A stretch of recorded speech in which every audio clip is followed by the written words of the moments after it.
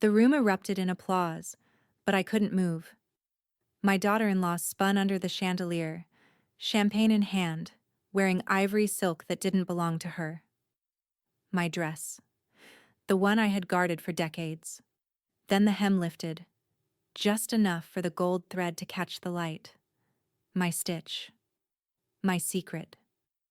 In that moment, it wasn't admiration she was stealing. It was my history. Wait, before we go any further, I gotta ask, where are you watching from? Drop it in the comments and don't forget to subscribe. The soft clink of crystal and low hum of chamber music greeted Margaret Rhodes as she stepped into the ballroom, her sensible heels muffled by the polished oak floor. The chandeliers shimmered like frozen fireworks overhead, casting golden arcs across the faces of colleagues, neighbors, and former students, some now grown with children of their own. It was a night meant to honor her 42 years as a high school English teacher. A night she'd imagined quietly, wrapped in bittersweet speeches and understated grace. Instead, the spotlight struck like a slap. There, standing in the center of the marble-tiled dance floor, was Samantha. And she was wearing it. Not just a dress. Her dress. Ivory silk with a faint bluish undertone, sweetheart neckline, and capped sleeves just sharp enough to cut light. Even after all these years, Margaret could recognize it from across a crowded room, the way the hem dipped slightly on the left, where she'd once stitched a pulled seam by hand. She'd chosen that thread herself. Off-white, nearly invisible unless you knew where to look. Margaret stopped mid-step, heart caught somewhere between her chest and her throat. Eric waved her over cheerfully from the open bar, drink in hand, completely unaware. "Mom, look who made the party a little fancier, huh?"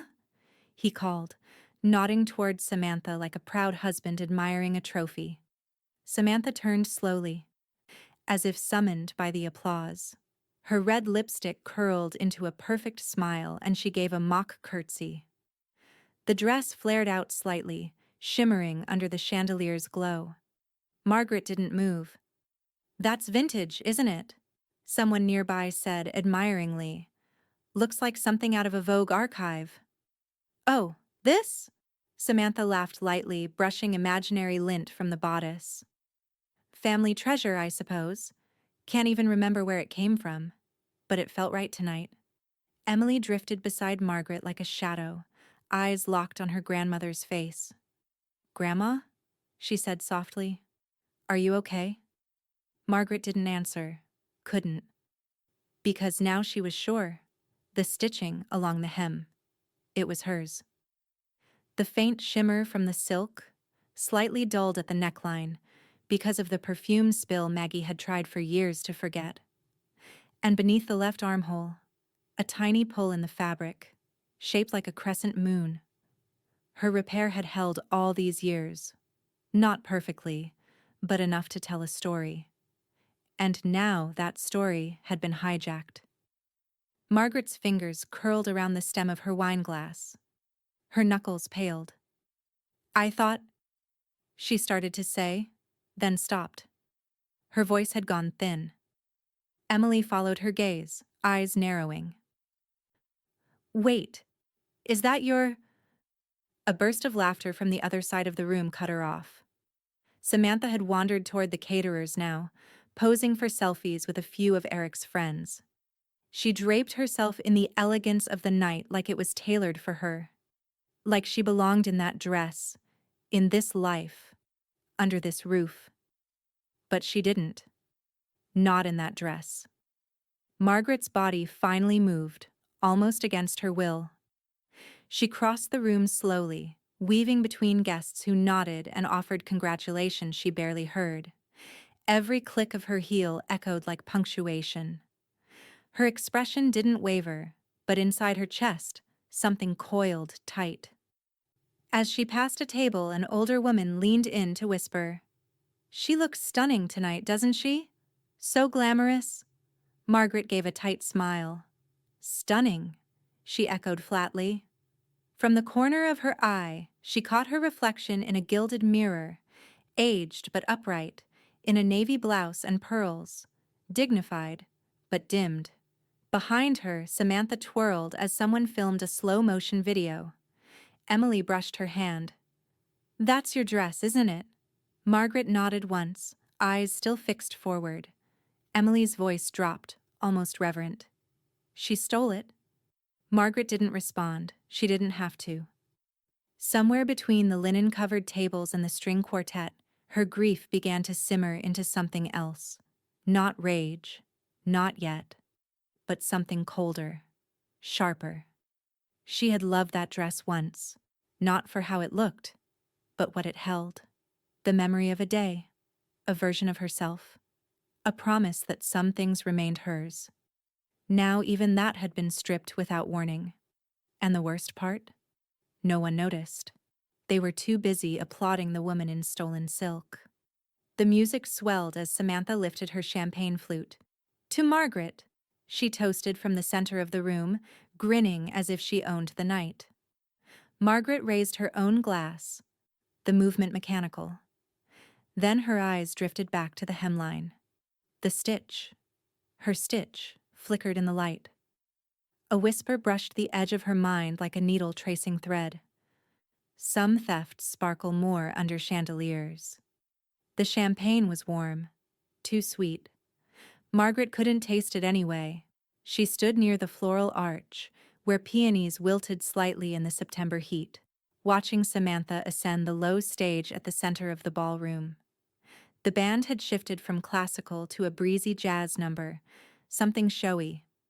Samantha matched the tempo, twirling in slow, calculated flair, so the hem would lift just enough to catch the light. Margaret's gaze narrowed. There it was. The left hem fluttered, and for the briefest second, she saw it again. The stitch. Not store-sewn, but hand-guided. A single line of thread, pale gold instead of ivory, hidden among the folds. She remembered the night it tore, 17 years ago, when she'd caught the dress on a broken garden gate after Eric's engagement party. She hadn't cried. She'd gotten out her sewing tin, rolled her sleeves, and stitched it shut while Frank dozed off watching late-night baseball. The gold thread was a temporary fix, meant to be replaced. It never was. A flicker of heat ran up her spine. Emily leaned close. Voice just loud enough to cut through the music. "Grandma, isn't that yours?" Margaret's throat tightened. She managed a faint nod, barely perceptible. Samantha tipped her chin back and laughed at something one of Eric's co-workers said. It was practiced, that laugh. Like the way she held her champagne glass, or posed with a hand resting on her hip, elbow pointed out to frame the dress perfectly. "She really knows how to steal a scene," someone murmured nearby. Another voice added, "I mean, not everyone can pull off vintage. You've got to have the body for it." They chuckled. Margaret didn't. Her fingers curled tighter around the wine glass until the edge of the stem bit into her palm. The urge to say something, anything, surged up like a wave, but her voice stayed caught behind clenched teeth. This wasn't the time. Not yet. Instead, her mind began to rewind.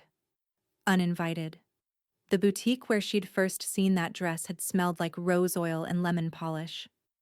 A narrow Charleston storefront with iron grills over the windows and mannequins too elegant for the prices they listed. It had been tucked between a second-hand bookstore and a tea shop, neither of which survived the last decade. She'd gone in for gloves. She'd come out with a silk dress in a box tied with navy ribbon. Samantha hadn't even been part of the family then. Now she was in the middle of the ballroom, swaying and glowing under Margaret's chandeliers, in Margaret's dress, telling Margaret's story like it was her own. Margaret's eyes stung, not from sentiment, from restraint. "You all know I'm not the sentimental type," Samantha announced into the mic, faux humble. "But when I found this dress, it just spoke to me. Something about the stitching, the feel of it, like it had history." Laughter rippled through the crowd. Applause followed. Margaret pressed her lips together, swallowing the bile rising in her chest. Emily's expression turned, not curious anymore, protective, like she'd seen something shift behind her grandmother's eyes. Margaret said nothing. A breeze drifted through the open balcony doors, carrying with it the briny scent of the harbor and something else. Faint lavender. From the sachets she used to store her keepsakes. The scent clung to the silk, didn't it? It must have. Samantha hadn't even bothered to wash it. Or maybe she thought the scent made it feel authentic.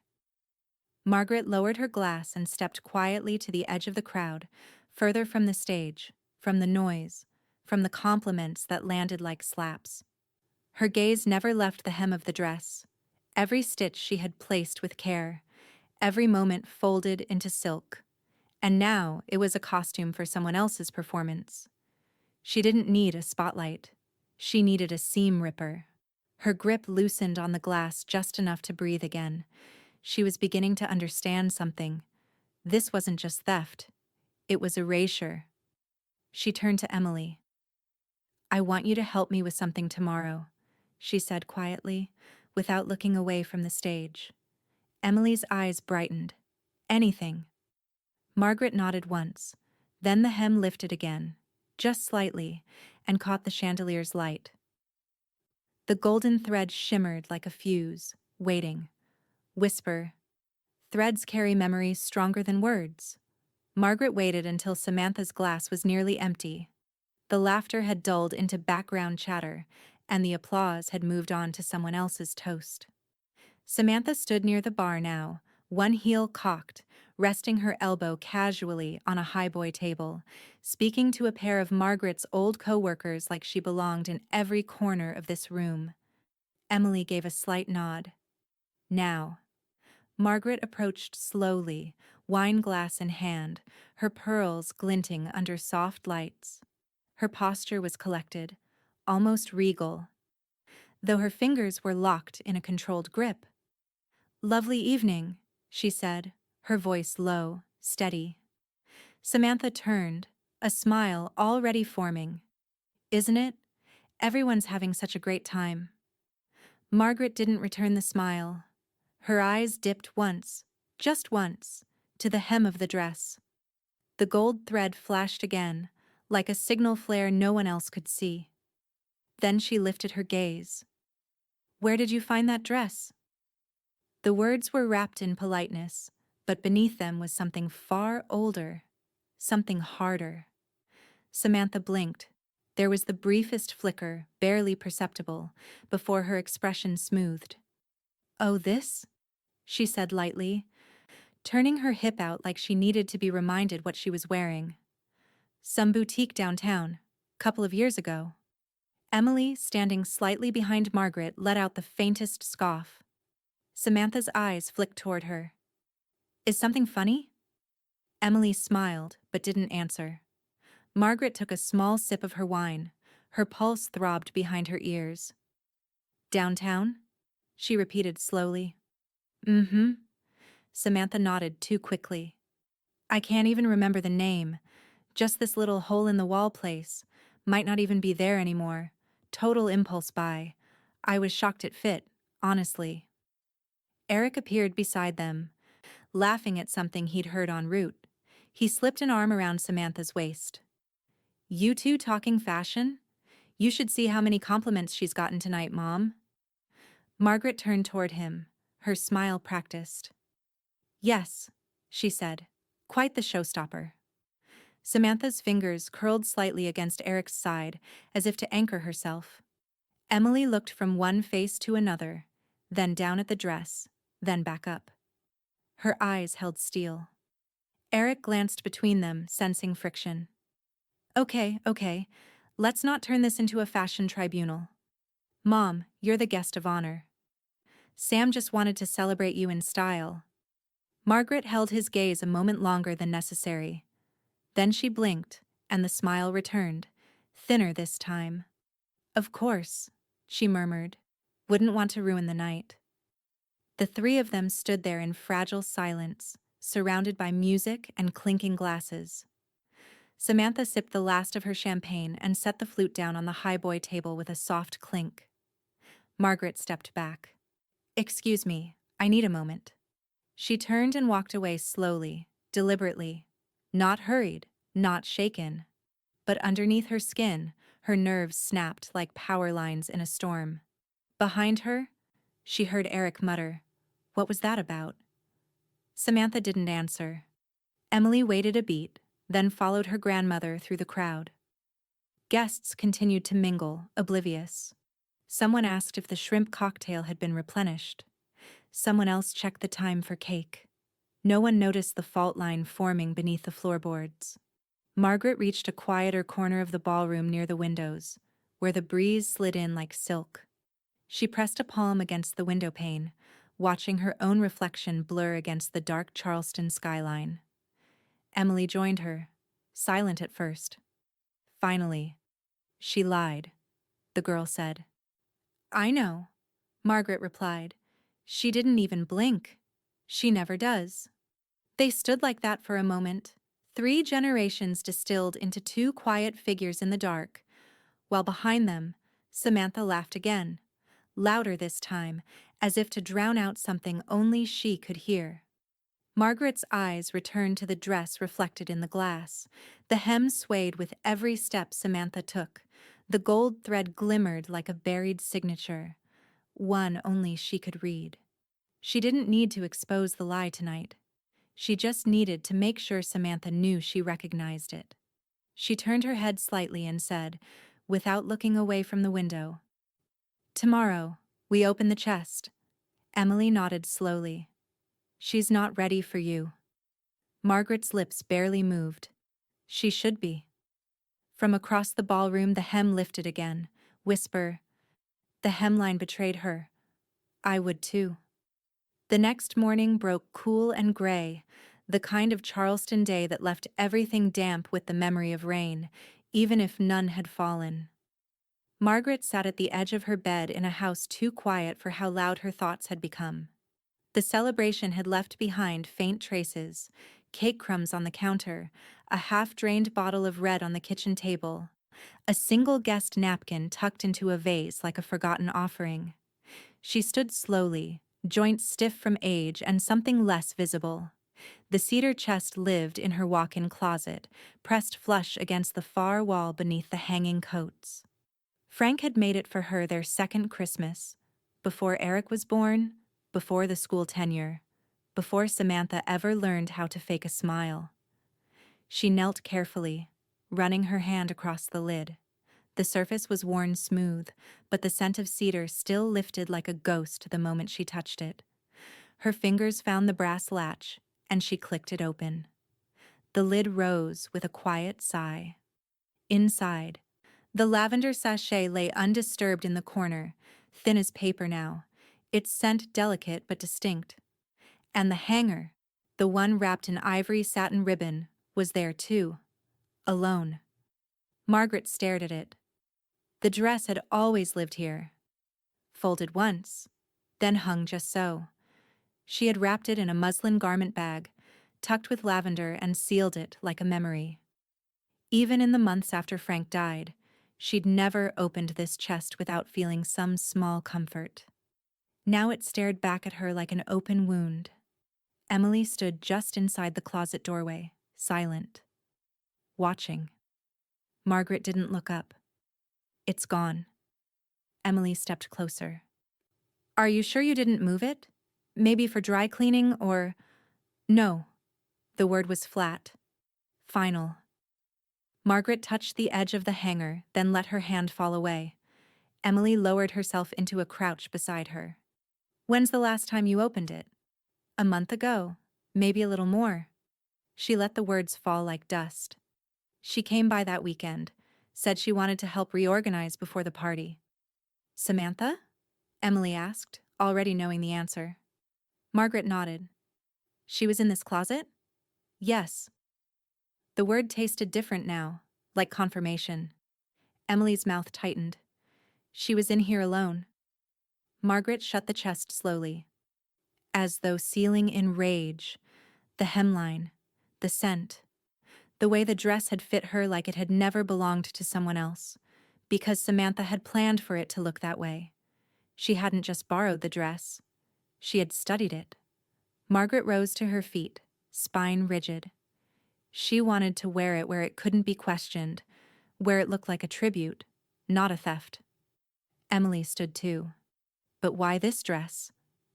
Margaret paused.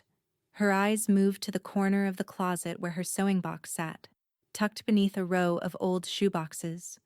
She hadn't touched that box in years, but now its presence made her chest ache. Because it's the only thing I kept that wasn't his. That wasn't tied to a memory with Frank or Eric or the school or some dinner party. It was mine. She stepped back into the bedroom, breathing through her nose. She wanted it because it was untouched. She added softly, which made it vulnerable. Emily's voice was sharp now. Then let's tell Dad. Today. Margaret shook her head. Not yet. Why not? Margaret looked out the window where the marsh grasses bent under a lazy wind. Because Samantha thinks the lie is still standing. Let her keep believing that. She turned back toward the hallway, one hand brushing the doorframe like it might give her balance. She took something from me, she said. And now I need to take something back. Behind them, the chest sat closed. Inside, only the scent of lavender remained. But it was enough. Whisper. Stolen from memory. Paraded as hers. Margaret stood outside the old brick storefront, fingers brushing the waxed paper envelope in her purse like a talisman. H. Collins, bespoke vintage and repair. The gold lettering on the boutique window had faded with time, but it still carried its quiet charm.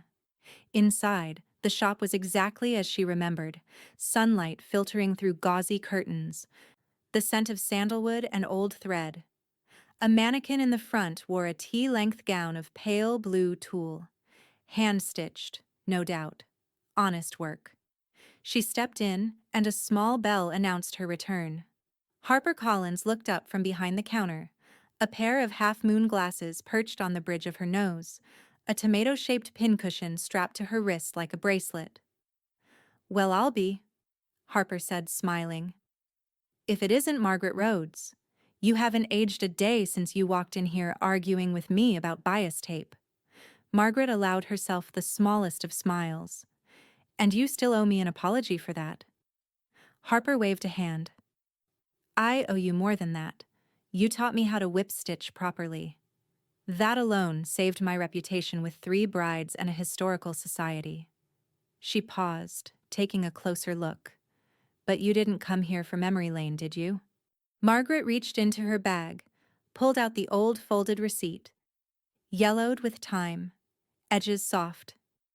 She laid it gently on the counter like it was glass. Harper leaned over it, squinting. Mercy, you still have this? I keep the things that matter, Margaret said softly. Harper unfolded the paper, smoothed it flat. Her eyes traveled over the ink. Her expression changed. 1937 ivory silk, sweetheart neckline, capped sleeve, mid-calf hem. Purchased under Margaret L. Rhodes. A breath. You wore it to your husband's faculty dinner, didn't you? Harper asked, eyes now lit with memory. And a month later, you came back furious because you caught it on a gate and tore the hem. You wouldn't let me fix it. Sat right there. She tapped the work table behind her. And did it yourself. I used gold thread, Margaret murmured. Because you said white looked like surrender, Harper recalled, chuckling. And you weren't giving in to that night. Emily, quiet until now, stepped forward. You remember all of that? I remember every woman who walked in here looking for something that made her feel like herself. Harper's smile faded. But I don't remember ever selling it to someone else. You didn't, Margaret said. The air shifted. Harper turned back to her records cabinet, a wide oak monstrosity with tarnished brass handles. She pulled open the drawer marked Archives, pre-2000, and flipped through a series of manila folders. Her fingers stopped on one. Here. She opened the folder. Inside, lined in neat script, were original purchase slips, dated. The handwriting on the 2006 entry matched the receipt. Harper tapped the buyer line. Margaret L. Rhodes.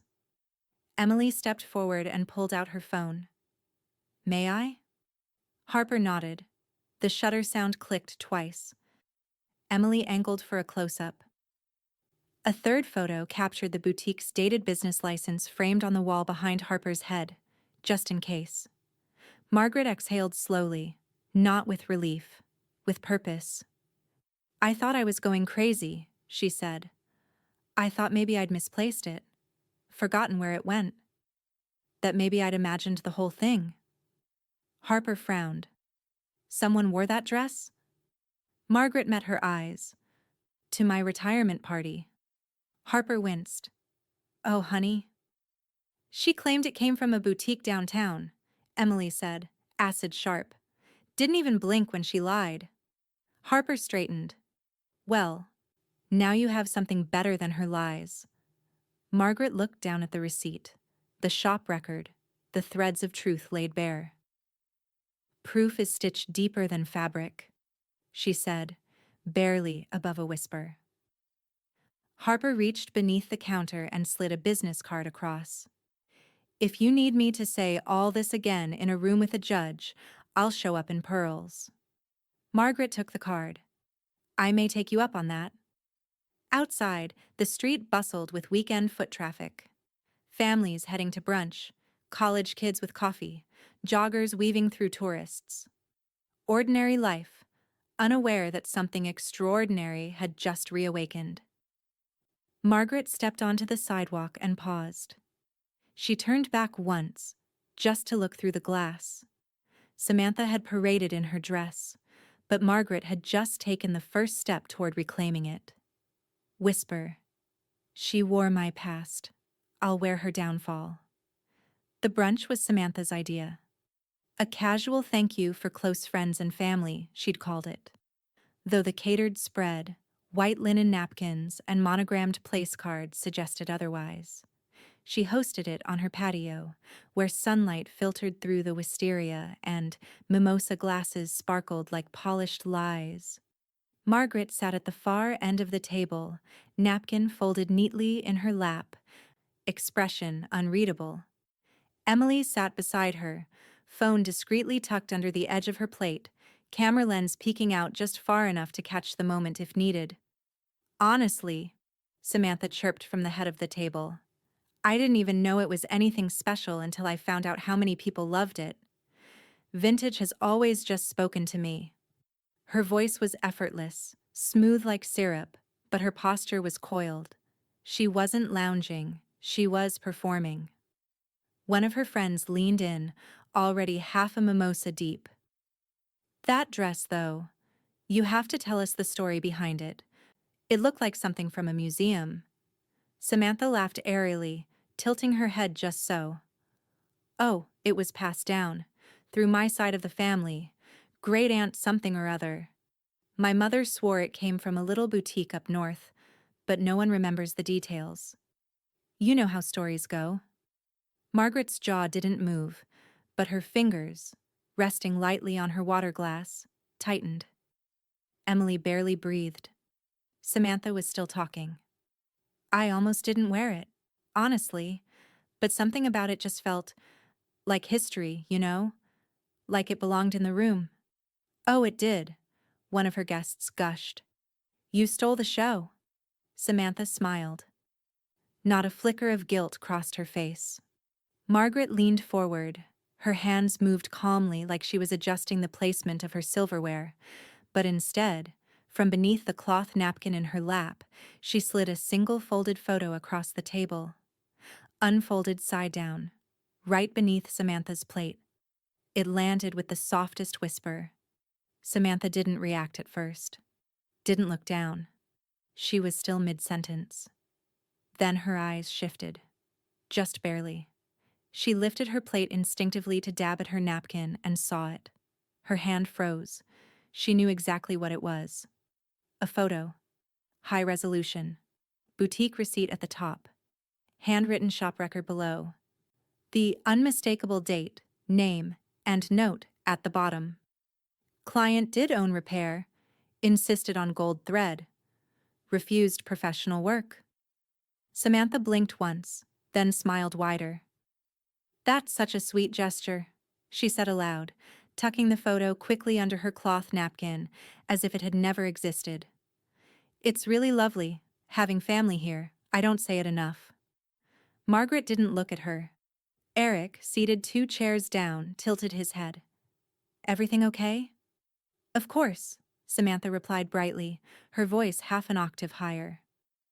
"Just overwhelmed with love. That's all." Margaret picked up her coffee and took a slow sip. Emily turned slightly and whispered, "She's rattled." Margaret kept her gaze steady on the birds gathering in the garden just beyond the patio. "She's calculating." Samantha leaned back in her chair, nodding along as someone else changed the subject.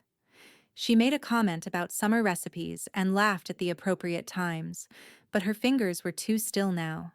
Her wine glass sat untouched, and beneath the napkin in her lap, her thumb pressed hard against the photo, creasing it.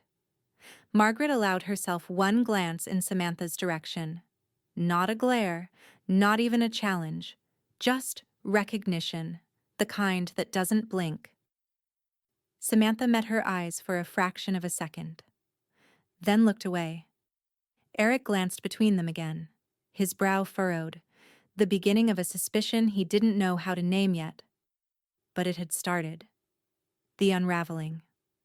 Margaret dabbed her lips with her napkin and placed it gently on the table. Across from her, Samantha folded the photo smaller, smaller still, until it was barely larger than a postage stamp, and slipped it into her purse. Emily murmured, "What now?" Margaret's voice was quiet, measured. "Now," she said, "we wait for the lie to itch. Whisper. Stories unravel when receipts surface." The door to Margaret's sunroom clicked shut with the same finality as a gavel. Afternoon light spilled through the sheer curtains, casting faint latticework shadows on the hardwood floor. The brunch had ended less than an hour ago, but Samantha had stayed behind. Insisted, in fact.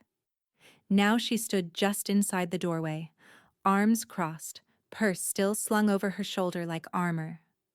Her heels clicked once as she shifted weight from one foot to the other. Margaret didn't offer tea. Emily sat quietly on the upholstered bench by the window, pretending to scroll through her phone. She'd already flipped the recording app open, the microphone icon glowing red beneath her thumb. Samantha's voice dropped, sharp as a pin. "You think this is funny?"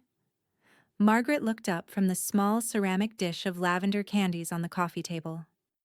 "What would be funny about theft?" Samantha stepped forward. Her smile was gone now, but her eyes still tried to perform. "You're embarrassing yourself. This little crusade. It's pathetic." "Is it?" Margaret asked, folding her hands. Her voice stayed even, not cold, but anchored. "Because from where I'm sitting, I see someone rehearsing her fear." Samantha's jaw flexed. "Drop it, or you'll regret it." Emily's thumb hovered, ready. Margaret didn't flinch. "You took something that didn't belong to you. You wore it like it did. Now you're lying to keep the illusion alive. That's not just rude, it's criminal." Samantha gave a brittle laugh. "Criminal? It's a dress." Margaret leaned forward. "It's my dress." Silence stretched between them, taut and humming. "You're old," Samantha said finally, her voice quiet but venom-laced. "You don't understand how this generation works. You think your name on a slip of paper means something?" Margaret's expression didn't waver. "It does to judges, and HarperCollins, and a growing number of witnesses." Samantha narrowed her eyes. "You go through with this, and I swear, I'll make sure you don't see Eric again. I'll tell him you're slipping, that you're forgetful, vindictive, that this is grief, turning into paranoia." Emily sat up straighter, her phone steady in her lap. I'll shut you out, Samantha continued. From birthdays, holidays, you'll die alone in that antique mausoleum you call a house. Margaret blinked once. I raised Eric. I buried a husband. I taught teenagers how to write without losing their minds or their souls. I've survived 70 years in a world that rarely makes space for women like me. If you think your threats scare me, then you don't know who you're up against. The sun shifted, casting a line of gold across Margaret's face. She didn't move. Samantha's lips parted, but nothing came out. For the first time, she looked uncertain. I don't scare easy, Margaret said quietly. Not from girls who lie with lipstick and borrowed silk. A beat.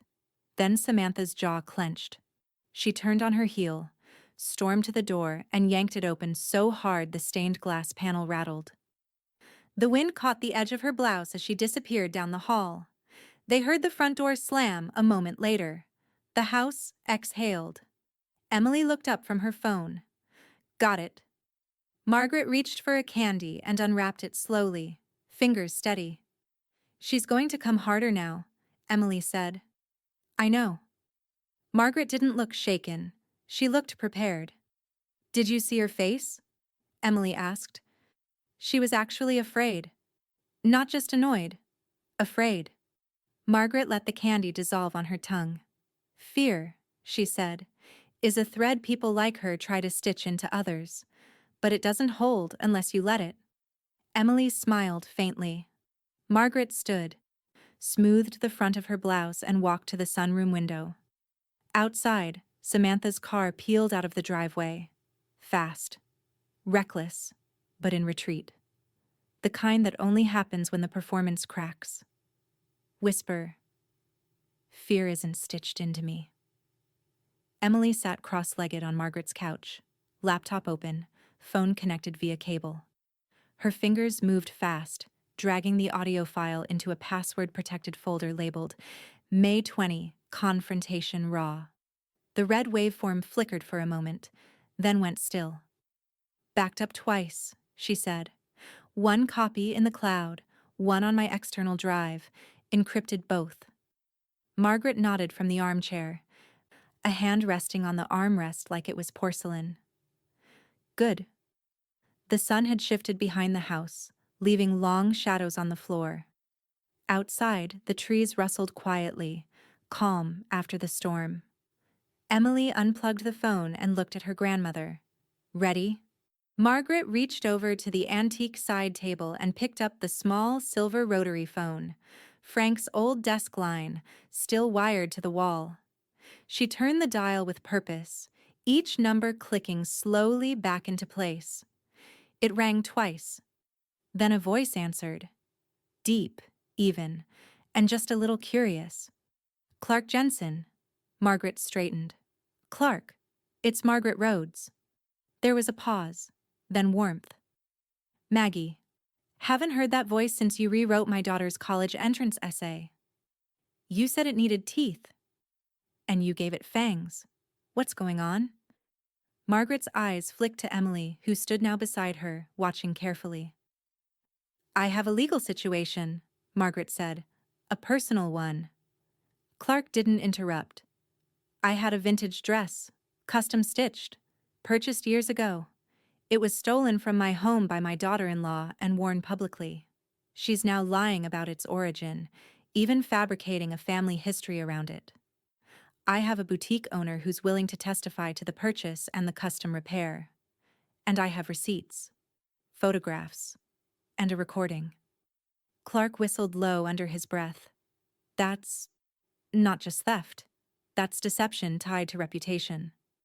She threatened me, Margaret added. Said she'd alienate me from my son. Told me I'd die alone. I have it all on tape. Another pause, then. Send everything to my secure email. I want to listen to the recording first. Margaret glanced at Emily, who gave a tight nod and mouthed, I'll handle it. You'll have it in 15 minutes, Margaret said. Clark exhaled. Maggie, I want to be honest with you. A case like this isn't just about a dress. It's about the symbol of the dress. This is about dignity. legacy, and frankly, character. Yours versus hers. I'm aware. And I assume she has no idea you've started documenting this? She will soon. Clark chuckled dryly. Good. Because people like her unravel when truth has structure. You give me a timeline, I'll start building your side of it, legally and strategically. I'll expect your draft by Monday, Margaret said, voice crisp. And Clark, no settlements. I wouldn't insult you with the offer. The call ended. Emily plugged the phone back into its cradle like it was a loaded weapon. Do we really go through with this? She asked. Court filings, witnesses, depositions? Margaret looked at her granddaughter, not in hesitation, but in quiet certainty. We don't let people rewrite what was never theirs. Emily's eyes glinted. Then I'm in. Every step. Margaret smiled faintly. I know. She stood, walked over to her writing desk and opened the top drawer. Inside was an old velvet-bound planner. She flipped it open, found a blank page and began writing dates, visits, conversations, events, a timeline, a ledger of truth. Behind her, Emily hit send. The audio file, along with scans of the receipt and shop records, flew out into the digital ether, heading straight for someone who knew how to weaponize evidence. It was no longer just personal. It was procedural, legal. And Margaret was no longer defending her memory. She was laying the groundwork to burn Samantha's fiction down. Whisper. Every stitch, every word, woven into proof. Clark Jensen laid the folder down on the conference table with the kind of precision usually reserved for breaking bad news to CEOs or grieving families. His law office sat just off Broad Street, quiet, oak-paneled, respectable. But the look in his eyes wasn't calm, it was surgical. Margaret sat across from him, hands folded in her lap. Emily was beside her, one AirPod in, the other dangling out, as if waiting to record the moment things tipped. Clark opened the folder. This came across my desk 20 minutes ago. He turned the document toward Margaret. Petition for early execution of household asset transfer, Rhodes Family Estate. Filed 2 weeks ago. By Samantha. Signed by Eric. No notation, no legal counsel consulted. Just a signature. A quiet, compliant name at the bottom of a paper that rerouted everything. Margaret blinked. What is this? Clark tapped the header. Samantha's formal request to begin preemptive division of property on behalf of the family. It reads like a cleanup of household heirlooms, but the language is specific. Aggressively so. She's naming your items. Artwork, jewelry, clothing, as family artifacts now held in common trust. Emily leaned forward, voice sharp. She's trying to erase her. Clark didn't deny it. She filed it under the assumption you'd never challenge it, he said, that your silence was permission.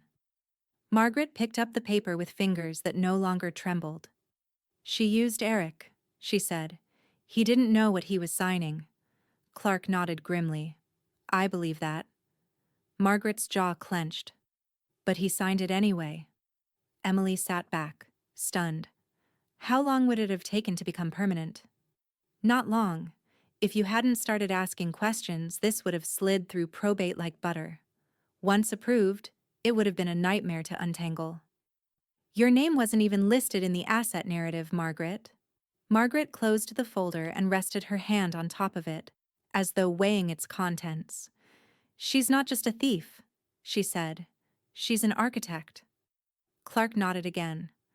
And now that you've started the legal counter process, she's going to get desperate. Emily looked at him. What's the next move? Clark folded his hands. Document the pattern, the boutique testimony, the photos, the recording.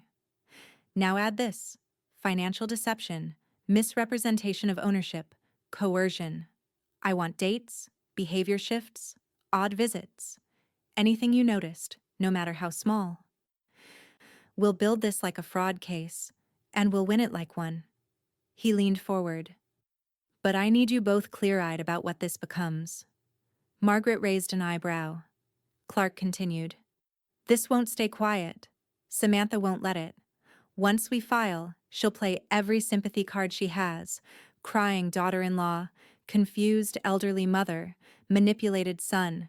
She'll smear before she surrenders. Margaret's voice was cool. Let her. Clark studied her for a long moment, then nodded. Then we'll proceed. He slid a pen across the table. Initial here, here, and here. This lets me represent you in the formal challenge. Margaret signed without hesitation. Emily exhaled. Do we tell Dad? Margaret looked down at the signature she'd just made. Not yet. If he's still letting her speak for both of them, then I'm not speaking into a void. Clark gathered the folder and stood. I'll begin filing today. Keep your phones close. Anything she does from this moment forward is evidence. Margaret stood too, slower, but taller somehow. Like the weight of betrayal had burned into steel instead of sorrow. Emily opened the door for her, but Margaret paused on the threshold. She tried to rewrite me off the page, she said quietly, but I still hold the pen. Outside, the Charleston heat clung to the air, thick with salt and humidity. But Margaret walked into it without pause, folder in hand, heels clicking with purpose on the sidewalk. The war wasn't waiting anymore. It was underway. Whisper. Threads connect lies to legacies. The courtroom wasn't grand. No sweeping staircase, no mahogany benches worn smooth with history. Just pale walls, flickering fluorescents, and a subtle scent of paper and polish. But to Margaret Rhodes, the space carried gravity. Not because of the architecture. Because of what was about to happen in it. She sat beside Clark at the front row of the petitioner's side, hands folded neatly in her lap, spine straight despite the ache behind her shoulders. Emily sat one row back, phone silenced, her eyes never straying far from the door. Then it opened. Samantha walked in, and she was wearing the dress. The ivory silk, the capped sleeves, the sweetheart neckline, the hem stitched with gold thread that shimmered, faint but undeniable, beneath the court's cold lights. She didn't make eye contact with Margaret, but she didn't have to. Margaret's lips lifted. Just slightly, not mockery, not shock. Recognition. Clark leaned toward her, voice low. She really wore it here. She's trying to reclaim the lie, Margaret murmured, with arrogance this time. Judge Avery Holt entered from chambers, 60, clean-shaven, sharp-eyed. The gavel knocked once. All rose. Be seated, he said. This is docket 08 to 15 RD, Rhodes v. Rhodes. We'll hear the petitioner's opening statement. Clark stood, buttoned his suit jacket. Your Honor, this is not a case about a garment. It's a case about misrepresentation, fraudulent estate filings, and a campaign of erasure led by the respondent. My client, Margaret Rhodes, has decades of documented ownership of the dress currently being worn by the respondent. That dress is not a family heirloom. It is not communal property. It is hers. He stepped forward. We have boutique documentation, eyewitness confirmation, photographic evidence, and a recorded verbal threat made by the respondent toward my client. Judge Holt gave a slight nod. Proceed with evidence. Clark clicked a remote. The screen behind him flickered to life. Slide 1. HarperCollins' handwritten sales receipt. Slide 2. A photo of the dress's original shop record. Slide 3. A close-up of the gold thread hem. Slide 4. A side-by-side of Samantha wearing the dress, and a photo of Margaret from years ago in the same one. Gasps whispered through the back row. Then came the final slide, a note scrawled on the original sales record. Client insisted on gold thread, refused shop repairs. Clark turned. We also have audio. Emily stood and pressed play on her phone, hooked to a small portable speaker. Samantha's voice filled the room. You go through with this, and I swear, I'll make sure you don't see Eric again. You'll die alone in that antique mausoleum you call a house. Dead silence followed. Samantha's hands gripped the arms of her chair, knuckles pale. Eric, seated a row behind her, stared down at his lap. Judge Holt leaned forward. Mrs. Rhodes, he said, fixing Samantha with a gaze that felt like ice water. You wore this dress here today? Samantha cleared her throat. Yes, it belongs to the family. It was proven otherwise. Samantha glanced at Eric, then back to the judge. I didn't know. Yes, you did, Margaret said quietly from her seat. She didn't stand. Didn't need to. Holt nodded. You continued to present a false origin of property after petitioning for estate control and access to personal effects. You signed affidavits containing deliberate misinformation. Clark didn't smile. He didn't need to. The truth had strutted into court wearing ivory silk. I'm issuing a preliminary injunction, Judge Holt continued. Effective immediately, the respondent is prohibited from claiming, distributing, or wearing any item previously listed under the Rhodes family estate. Until this is resolved, all estate activity is frozen. Mrs. Margaret Rhodes retains legal custody of her property. A small, triumphant gasp escaped Emily's throat. Samantha sat frozen. Margaret allowed herself one breath, steady and full, because the dress hadn't just returned. It had testified. Whisper. Some evidence doesn't need exhibits. It struts in on its own. The courtroom's silence didn't stay confined to the courthouse. By midweek, Charleston was humming with quiet scandal. Not the type that made headlines, the type that passed between hair salon chairs, across brunch tables, in whispered texts and sideways glances during gallery events. Did you hear? She wore the stolen dress to court. Margaret had receipts. Literal ones. And that audio. Phew. By Thursday, the local boutique owners knew. By Friday, the museum board that had once considered Samantha for a fundraising committee had stopped returning her emails. And on Saturday, Samantha was nowhere to be seen at the waterfront charity auction she'd planned on hosting. Her name had gone from aspirational to cautionary in less than a week. And Eric? He flinched every time someone said estate. Margaret remained silent through it all. No victory speeches, no smugness. She returned to her morning routine, coffee on the back porch, crossword folded beside her ceramic mug, Emily's quiet presence nearby like a lighthouse beam she could always feel, even if she didn't look directly at it. But the silence didn't extend to Emily. Not anymore.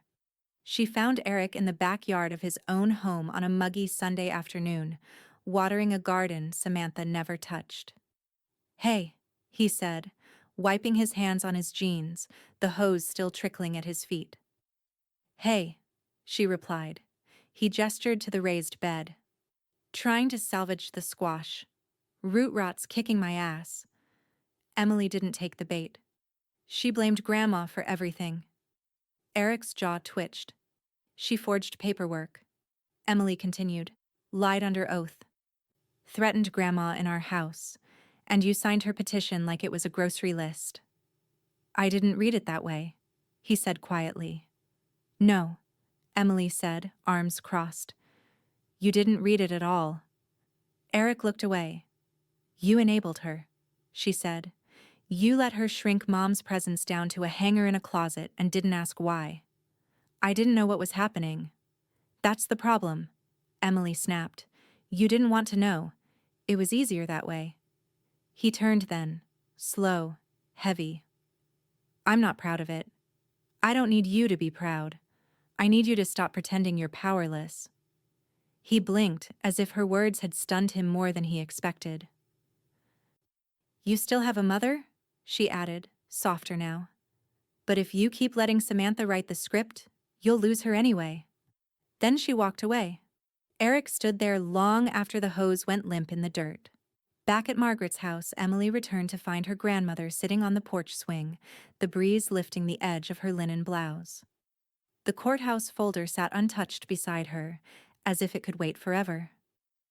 "Did you say what needed to be said?" Margaret asked. "I said what he needed to hear." Margaret nodded once, her gaze fixed on a single magnolia bloom starting to open near the fence line.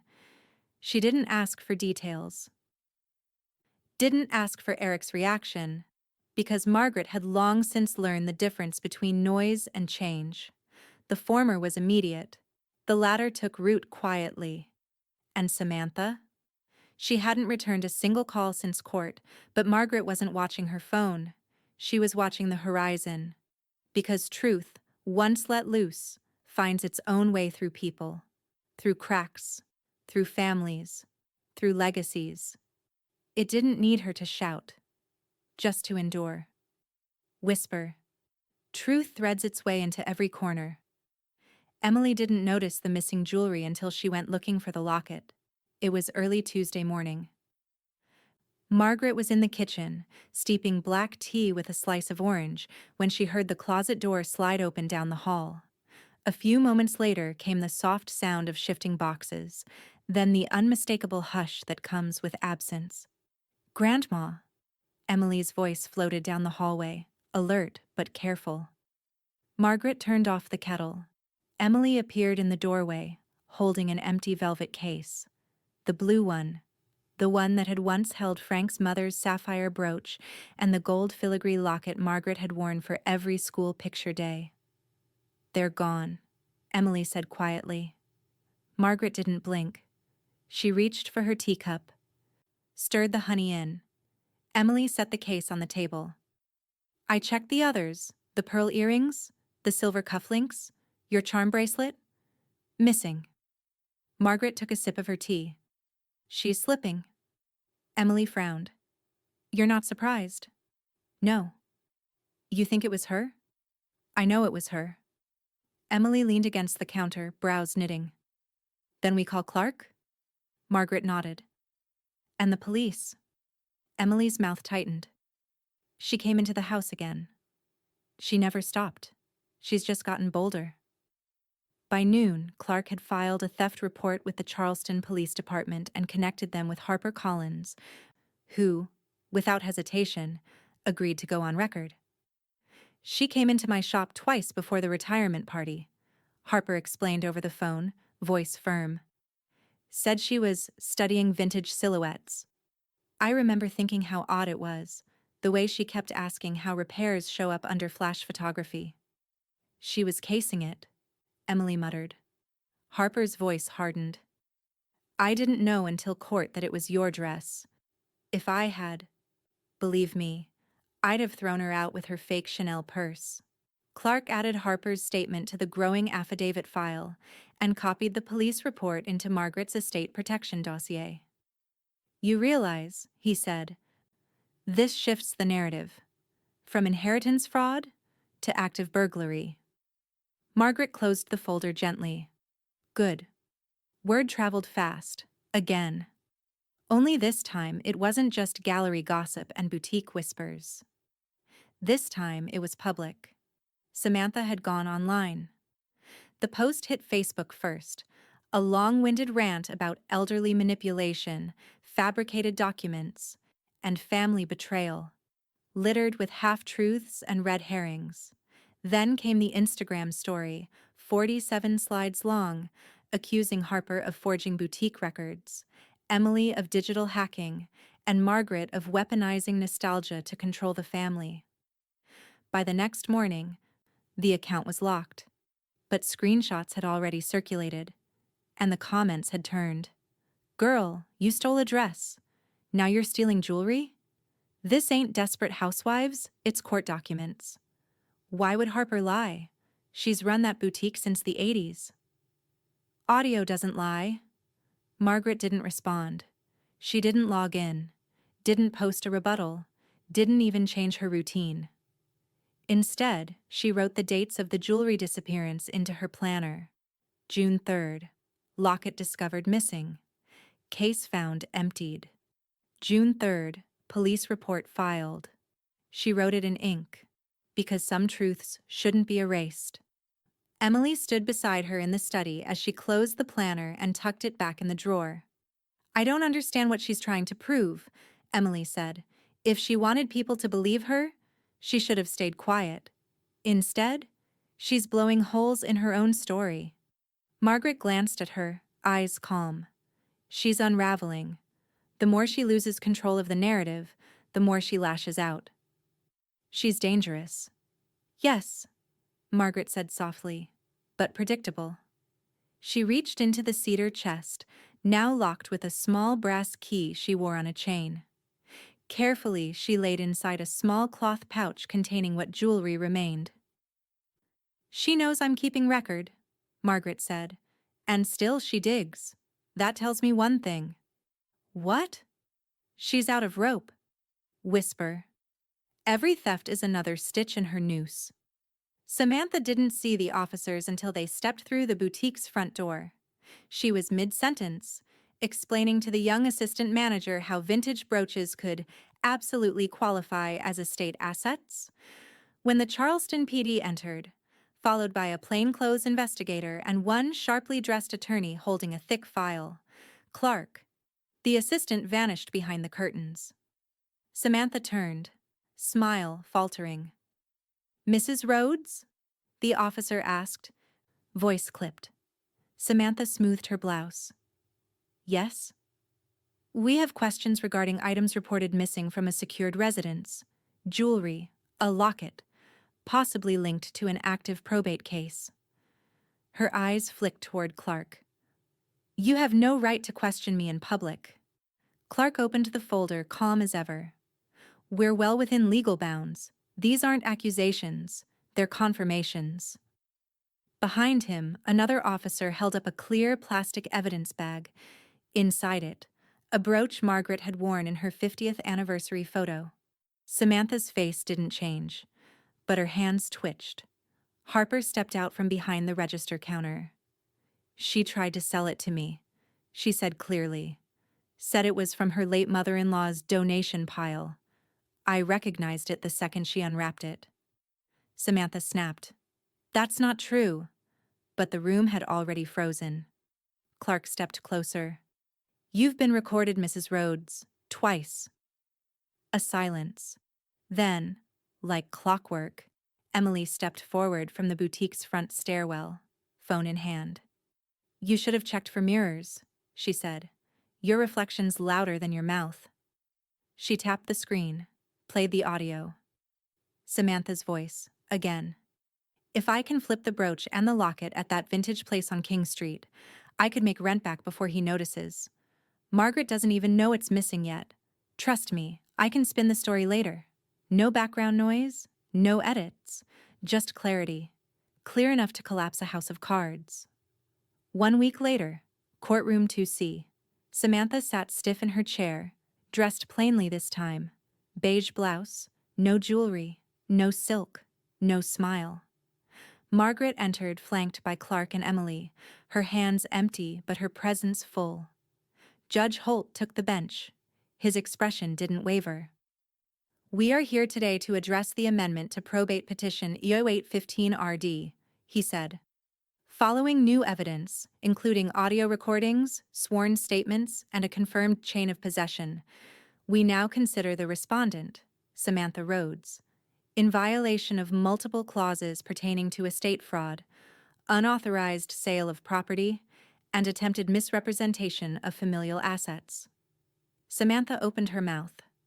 Clark raised a hand. Your Honor, we are requesting full revocation of Samantha Rhodes's claim to any current or future stake in the Rhodes estate, along with an injunction preventing her from entering or interacting with any property currently under Margaret Rhodes's control. Harper Collins took the stand first. Her testimony was concise. She lied about where the dress came from, lied about how she got it, tried to sell stolen items from the same home. That's not inheritance. That's theft. Emily played the second recording again. Eric sat in the back. This time, alone. His head was down the entire time. Judge Holt looked at Samantha. "I've given you space, Mrs. Rhodes. Space to clarify, to retract, to correct the record. Instead, you escalated. Digitally, socially, and now criminally." Samantha said nothing. Her silence spoke. Holt raised the papers before him. "As of this ruling, Samantha Rhodes is permanently barred from participating in or claiming from the Rhodes estate. All prior petitions are nullified. Any items recovered will be returned to the rightful owner. That includes—" He paused. "The dress." Margaret inhaled softly. A bailiff returned moments later carrying a sealed evidence bag. Inside, the ivory silk dress. Clean. Folded. Whole. He handed it to Clark, who passed it gently to Margaret. She didn't cry. She didn't speak. She ran her fingers along the gold stitching, thread she had sewn when her name still meant safety, not strategy. Now, it meant survival. Samantha's eyes followed the dress like it might turn back toward her. It didn't.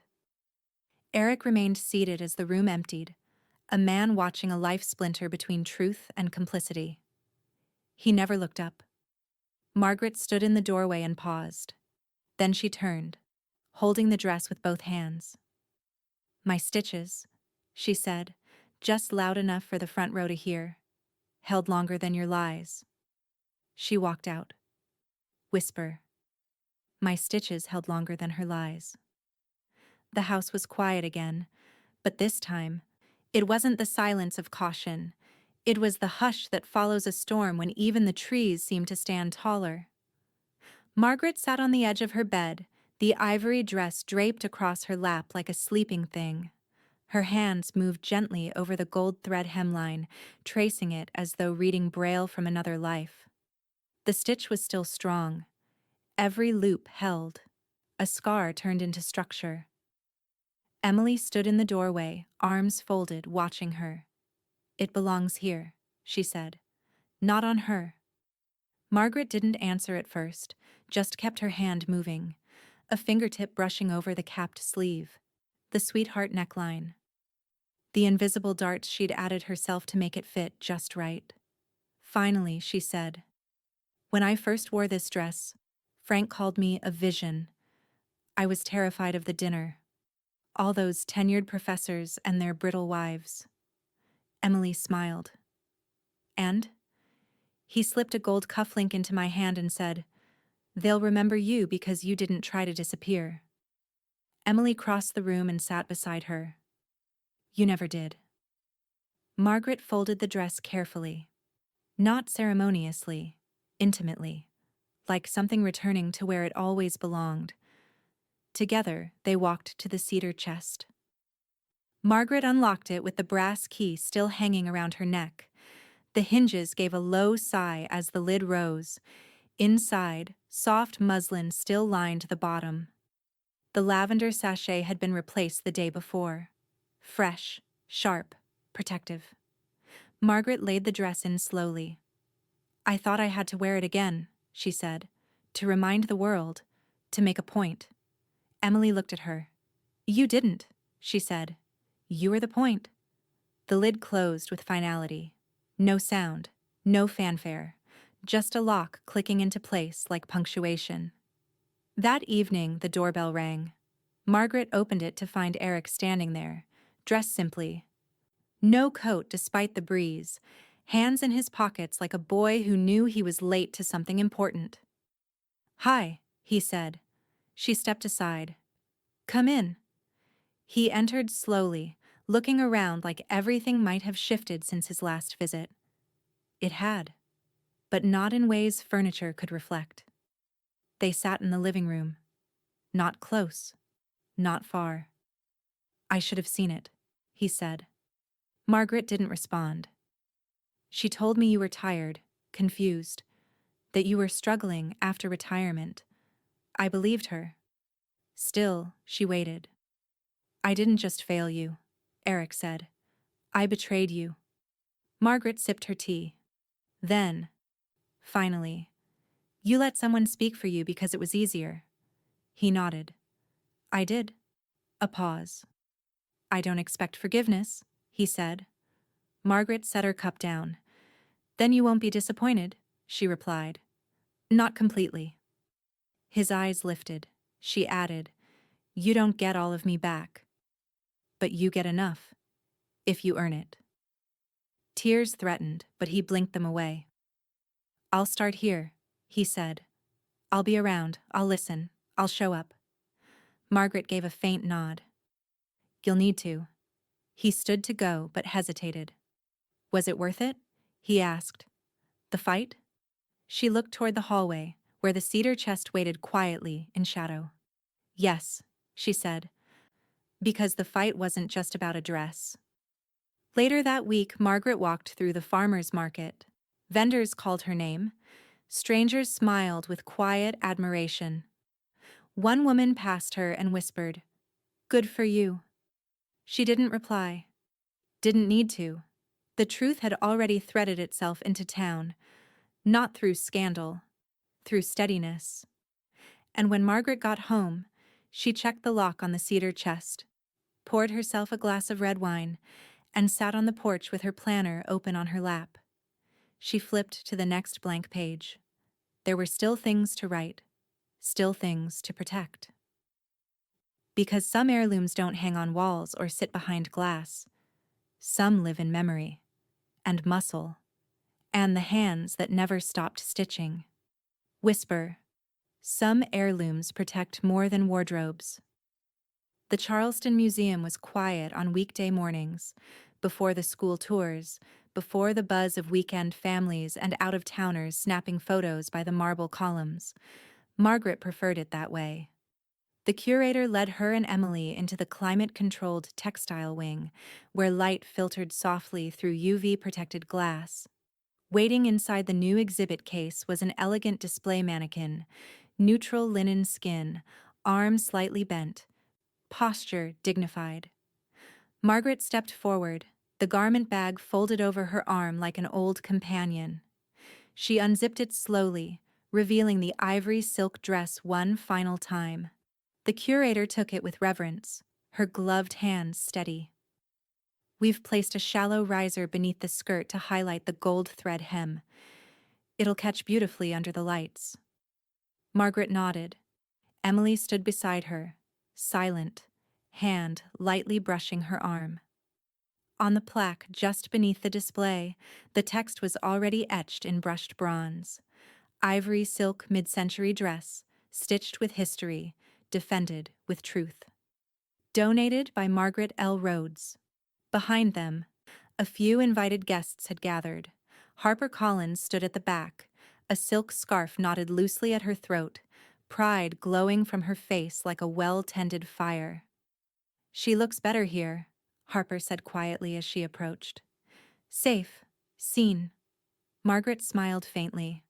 She was always more than fabric.